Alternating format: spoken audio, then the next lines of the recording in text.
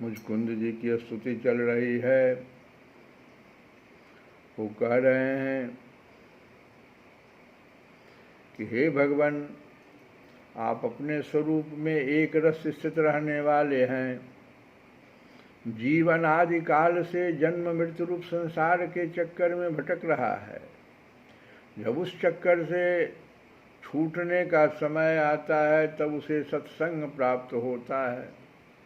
ये देखो, सत्संग की महिमा भी है इस स्तुति में कि जीव अनादिकाल से जन्म मृत्यु रूप संसार के चक्कर में भटक रहा है और उस चक्कर से छूटने का समय जब आता है तब उसे सत्संग प्राप्त होता है। यह निश्चय है कि जिस क्षण सत्संग प्राप्त होता है उसी क्षण संतों के आश्रय कार्य कारण रूप जगत के एकमात्र स्वामी आप में जीव की बुद्धि अत्यंत दृढ़ता से लग जाती है।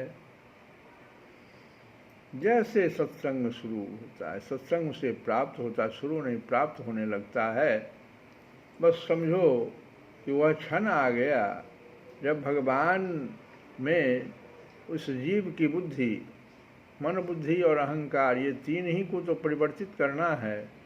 तो ये बुद्धि जो है हमारी वो शुद्ध होने लगती है, वो भगवान में दृढ़ता से लग जाती है। तो भगवान, मैं तो ऐसा समझता हूँ कि आपने मेरे ऊपर परम अनुग्रह की वर्षा की, क्योंकि बिना किसी परिश्रम के अनायास ही मेरे राज्य का बंधन टूट गया। साधु स्वभाव के चक्रवर्ती राजा भी जब अपना राज्य छोड़कर एकांत में भजन साधन करने के उद्देश्य से वन में जाना चाहते हैं तब उसके ममता बंधन से मुक्त होने के लिए बड़े प्रेम से आपसे प्रार्थना किया करते हैं। अंतर्यामी प्रभु, आपसे क्या छिपा है। मैं आपके चरणों की सेवा के अतिरिक्त और कोई भी वर नहीं चाहता, क्योंकि जिनके पास किसी प्रकार का संग्रह परिग्रह नहीं है अथवा जो उसके अभिमान से रहित है, वे लोग भी केवल उसी के लिए प्रार्थना करते रहते हैं। भगवान, भला बतलाइए तो सही, मोक्ष देने वाले आपकी आराधना करके ऐसा कौन श्रेष्ठ पुरुष होगा जो अपने को बांधने वाले सांसारिक विषयों का वर मांगे। इसीलिए प्रभु, मैं भक्त, मैं सत्वगुण, रजोगुण और तमोगुण से संबंध रखने वाली समस्त कामनाओं को छोड़कर केवल माया के लेश मात्र संबंध से रहित गुणातीत एक अद्वितीय चित्त स्वरूप परम पुरुष आपकी शरण ग्रहण करता हूँ। भगवान कहते हैं, मामेकम शरणम व्रज, मेरे शरण में आ जाओ अर्जुन, बस तुम्हारा सारा काम हो जाए। और यही मुचकुंद जी ने भी मांग लिया कि आपकी शरण ग्रहण करता हूँ। भगवान, मैं अनादिकाल से अपने कर्म फलों को भोगते भोगते अत्यंत आर्त हो रहा था। उनकी दुखद ज्वाला रात दिन मुझे जलाती रहती थी। मेरे 6 शत्रु, 6 शत्रु कौन कौन? तो 5 इंद्रियां और 1 मन, ये 6 शत्रु कभी शांत न होते थे, जिनकी विषयों की प्यास बढ़ती ही जा रही थी। ये 6 शत्रु का देखो, ये कभी शांत नहीं होते थे और उनकी जो विषयों की प्यास है, विषय की ओर भागने की जो प्रवृत्ति है, वो बढ़ती ही जा रही थी। कभी किसी प्रकार एक क्षण के लिए भी मुझे शांति न मिली। शरणदाता, अब मैं आपके भय, मृत्यु और शोक से रहित चरण कमलों की शरण में आया हूँ। सारे जगत के एकमात्र स्वामी परमात्मन, आप मुझ शरणागत की रक्षा कीजिए। इतनी बात कह करके मुचकुंद जी ने अपने वाणी को विराम दिया। तो भगवान ने क्या कहा सो सुनिए कि सार्वभौम महाराज, हाँ, तुम्हारी मति, तुम्हारा निश्चय बड़ा ही पवित्र और ऊंची कोटि का है। भगवान के एक एक शब्द को समझना चाहिए। कहते तुम्हारी मति, देखो सबसे पहले भगवान बुद्धि पर ही कह रहे हैं, क्योंकि बुद्धि को तो ही मांगते हैं मन के साथ। तुम्हारी मति, तुम्हारा निश्चय बड़ा ही पवित्र और ऊंची कोटि का है। यद्यपि मैंने तुम्हें बार बार वर देने का प्रलोभन दिया, फिर भी तुम्हारी बुद्धि कामनाओं के अधीन न हुई।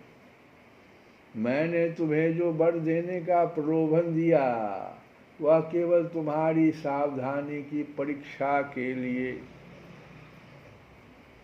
मेरे जो अनन्य भक्त होते हैं उनकी बुद्धि कभी कामनाओं से इधर उधर नहीं भटकती। जो लोग मेरे भक्त नहीं होते वे चाहे प्राणायाम आदि के द्वारा अपने मन को वश में करने का कितना ही प्रयत्न क्यों न कर ले, उनकी वासनाएं छीन नहीं होती। कामना को छोड़ो ना, वासना में, कामना वासना में परिणत हो जाता है। जब उसमें ममत्व आ जाता है, ममत्व के प्रति अहंता ममता जब आ जाता है, उसमें से दुर्गंध हो जाता है।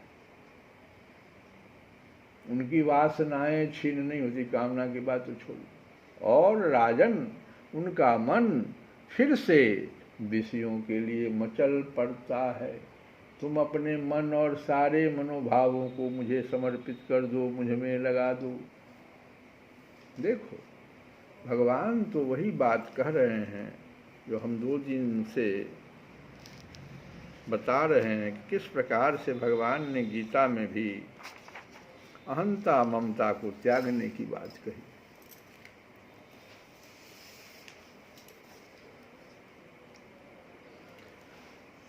कर्म योग में तो कल हमने बताया है, भगवान कहते हैं कर्म योग में होता क्या है, क्रिया, कोई क्रिया की जाती है तो कहते हैं क्रिया करने के समय भी ईश्वर आ जाए मेरे मन में।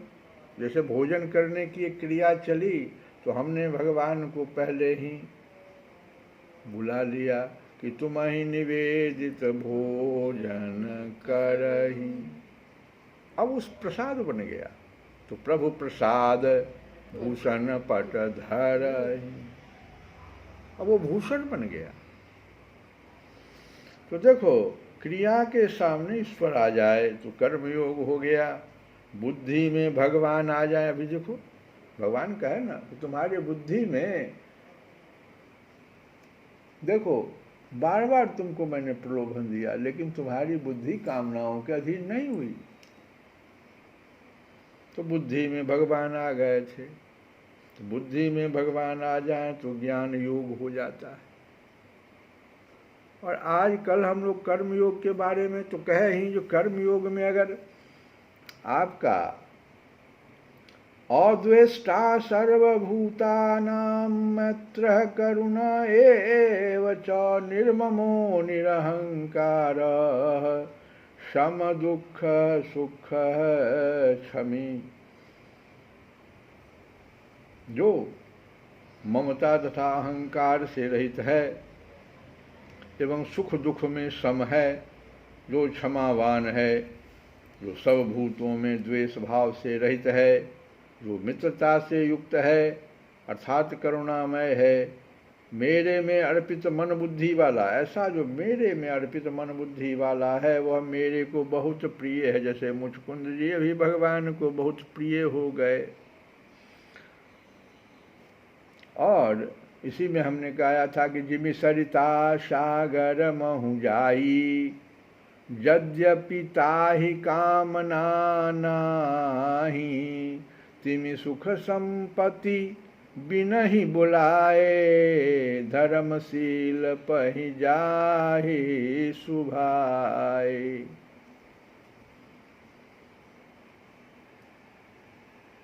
कोई कामना नहीं समुद्र की है, समुद्र को कोई कामना नहीं है कि मेरे में सरिता आवे,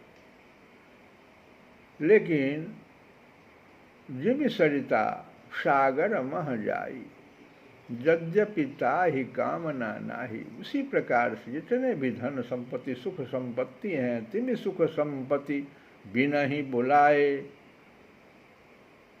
और धर्मशील जो लोग हैं, इस प्रकार के जो मन बुद्धि अर्पित किए हुए हैं, वो धर्मशील कहलाते हैं। तो मन धर्मशील पहि जाहि सुभाए। अब ज्ञान योग में क्या होता है सो देखिए। ये तो कर्म योग में हमने देखा, ज्ञान योग में अब देखें भगवान पुनः भगवान अब वही कहेंगे। जैसे कर्म योग में कहा भगवान ने कि अहंता ममता हटाने के लिए भगवान ने सारी गीता सुना डाली। अब देखो ज्ञान योग में भी भगवान अहंता ममता की ही चर्चा करते हैं। अहंकारम बलम दर्पम कामम क्रोधम च संश्रिताः। अहंकार, हठ, घमंड, कामना और क्रोध का आश्रय लेने वाले मनुष्य सावधान। ज्ञान योग में ये सब अवगुण आता है। कल हम बताए भी थे कि ज्ञानी किस प्रकार से अहंकार को प्राप्त कर जाता है। तो अहंकारम बलम दर्पम कामम क्रोधम च संश्रिता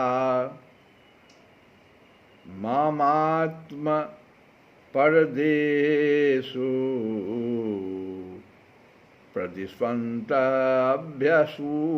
प्रदिस्वन्तभ्यसूयकाः। अहंकार, हठ, घमंड, कामना और क्रोध का आश्रय लेने वाले मनुष्य अपने और दूसरों के शरीर में रहने वाले मुझ अंतर्यामी के साथ, मुझ यहाँ भगवान खुद बोल रहे हैं कि ऐसे जो मनुष्य ज्ञान योग में आ जाते हैं तो क्या करते हैं, ये जो अवगुण है अहंकार, हठ, घमंड, कामना और क्रोध, इसका आश्रय ले लेते हैं और उनके अपने भीतर भी तो मैं हूँ और दूसरों के शरीर में रहने वाले मुझ अंतर्यामी के साथ द्वेष करते हैं तथा मेरे और दूसरों के गुण में दोष दृष्टि रखते हैं। अभ्यसूय का दोष दृष्टि रखते हैं। हमेशा उनसे अगर कोई भी बात करो, कितनों बड़े संत की बात करो, कहेंगे अरे वो क्या रहेगा, नाम नहीं हम लेंगे। ऐसे बहुत लोग हैं, सिर्फ दूसरों अपने और दूसरों के गुण, अपना गुण बखान करने लगेंगे, दूसरे का दोष शुरू कर देंगे। तो यहाँ पर जो कहते भगवान कि मेरे साथ द्वेष का अर्थ क्या यहाँ पर है कि श्रुति असमृति ममैवाज्ञै यह उल्लंघ्य प्रवर्तते आज्ञा भंगी मम द्वेषी नरके पतति ध्रुवम। मेरे साथ द्वेष का अर्थ भगवान का क्या है सुनो कि श्रुति असमृति, श्रुति और स्मृति ये दोनों मेरी आज्ञाएं हैं। ममैवाज्ञै, मेरी ये दोनों आज्ञा हैं जो श्रुति में कहा गया या स्मृति में कहा गया है। अय्या उल्लंघ्य प्रवर्तते, इनका उल्लंघन करके ऐसे लोग जो होते हैं ज्ञानी लोग, ये मेरी आज्ञाओं का उल्लंघन करते हैं और जो मनमाने ढंग से बर्ताव करता है वह मेरी आज्ञा भंग करके मेरे साथ द्वेष रखने वाला मनुष्य निश्चित ही नरकों में गिरता है। नरके पतति ध्रुवम, ध्रुवम लगा दिया भगवान, एकदम ध्रुव सत्य है, वो नरक में गिरता है।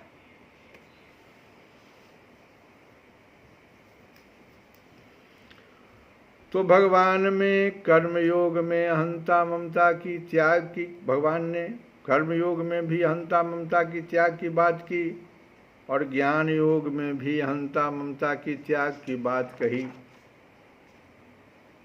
और वेदों में भी यही बात लिखा है, ओम पूर्णमदा पूर्णमिदम्। ये जो मंत्र हम लोग गाते हैं वेद का मंत्र है।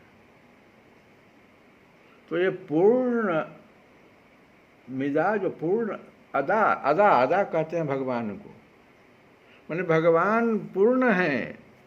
अपूर्ण इदम, इदम कहते हैं शरीर को। और जो भगवान से जो ये पंच महाभूत जो, वो भी पूर्ण है। पूर्ण में से पूर्ण को भी निकाल लिए तब भी पूर्ण ही बचता। पूरा मंत्र तो यही है, वो नष्ट नहीं होता है। ये देखो ज्ञान की बात भगवान वेद में भी कहते हैं कि सिर्फ परिवर्तन होता है।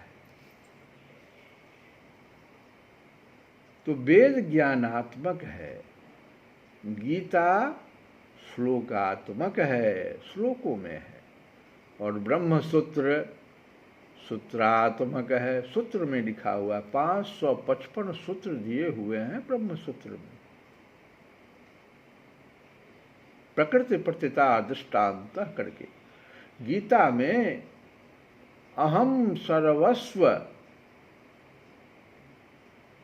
प्रभवो मत्तः सर्व प्रवर्तते, गीता में कहते हैं भगवान, मैं वासुदेव जो परम ब्रह्म हैं, समस्त जगत की स्थिति तथा नाश का कारण है।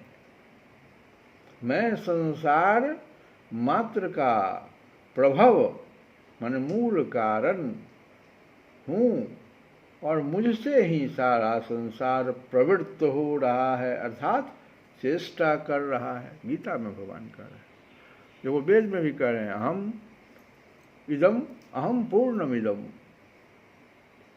पूर्णमदा पूर्णमिदम, उसका भी वही अर्थ है। ब्रह्म सूत्र का भी वही अर्थ है। सभी में भगवान एक ही बात तो कह रहे हैं कि मैं ही, जो भी मुचकुंद जी ने से भी भगवान ने कह दिया, मेरे जो अनन्य भक्त होते हैं उनकी बुद्धि कभी कामनाओं में इधर उधर नहीं भटकती।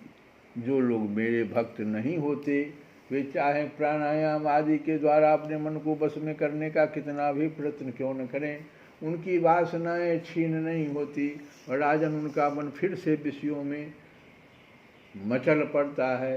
तुम अपने मन और सारे मनोभावों को मुझे समर्पित कर दो, मुझ में लगा दो और स्वच्छंद रूप से पृथ्वी पर विचरण करो। मुझ में तुम्हारी विषय वासना शून्य निर्मल भक्ति सदा बनी रहेगी। अब भक्ति योग की बात आग कर दिए भगवान। सिर्फ इतना ही तो तुम कर दो, तुम अपने मन और सारे मनोभावों को मुझे समर्पित कर दो, मुझ में लगा दो और फिर स्वच्छंद रूप से पृथ्वी पर विचरण करो। मुझ में तुम्हारी विषय वासना शून्य, अब तुम जो विषय वासना शून्य हो गए, वो निर्मल भक्ति सदा बनी रहेगी। तुमने क्षत्रिय धर्म का आचरण करते समय शिकार आदि के अवसरों पर बहुत से पशुओं का वध किया है। अब एकाग्र चित्त से मेरी उपासना करते हुए तपस्या के द्वारा उस पाप को धो डालो। देखो जो कर्म बन गया भगवान उसको याद दिला देना कि शिकार के लिए तो तुमने बहुत सारे पशुओं का वध किया है, वो कर्म फल अभी बाकी है, इसलिए अब एकाग्र चित्त से मेरी उपासना करते हुए, यही उपासना जो बता दिया भगवान ने कि तुम अपने मन और सारे मनोभावों को मुझे समर्पित कर दो, मुझ में लगा दो और फिर स्वच्छंद रूप से पृथ्वी पर विचरण करो, यही उपासना। तो क्या होगा? अब एकाग्र चित्त से मेरी उपासना करते हुए तपस्या के द्वारा उस पाप को धो डालो। राजन, अगले जन्म में तुम ब्राह्मण बनोगे और समस्त प्राणियों के सच्चे हितैषी परम सुहृद होगे, तथा फिर मुझ विशुद्ध विज्ञान घन परमात्मा को प्राप्त करोगे। तो ये हम कई बार कहते हैं कि जो वर्णाश्रम है एक एक करके उठने की प्रक्रिया है। भगवान देखो मुचकुंद जी को कह रहे हैं कि अब ये क्षत्रिय जो तुम्हारा है वर्ण ये बदल जाएगा और ब्राह्मण योनि में चल। काकभूषुंड जी को भी तो यही किया था। ब्राह्मण जब बन जाओगे तो समस्त प्राणियों के सच्चे ही तैसी परम सुहृद होगे, या फिर मुझ विशुद्ध विज्ञान घन परमात्मा को प्राप्त करोगे, उसके बाद भगवान को प्राप्त हो जाता है। तो हम लोग आज एक लाइन जो गीता जी से हम लोग कई बार लेते हैं, तो गीता जी का ही एक आरती कि ओम जय भगवत गीते, ओ जय भगवत गीते, हरि कमल बिहारिणी, हरि कमल बिहारिणी, सुंदर सुपुनीते।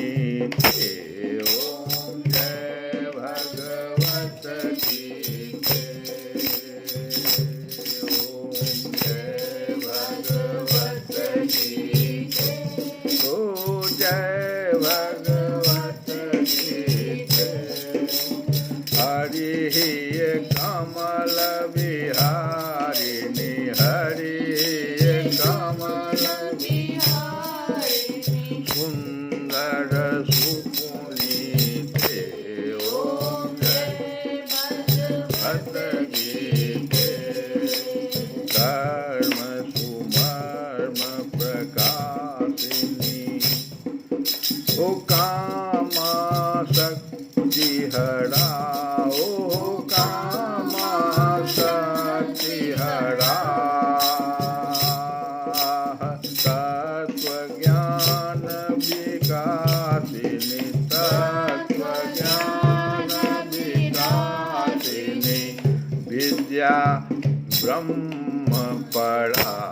ओम जय भगवत गीते, निश्चल भक्ति विजयिनी, निर्मल मलहारी, ओ निर्मल मलहारी, शरण सहस्र प्रदायिनी, शरण सहस्र प्रदायिनी, सब विधि सुखकारी।